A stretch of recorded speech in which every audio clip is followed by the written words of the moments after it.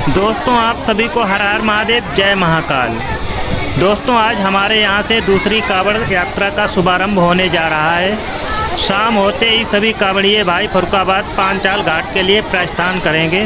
रात में गंगा मैया के पावन तट पर स्नान करके सुबह पवित्र गंगाजल कांवड़ में भरेंगे।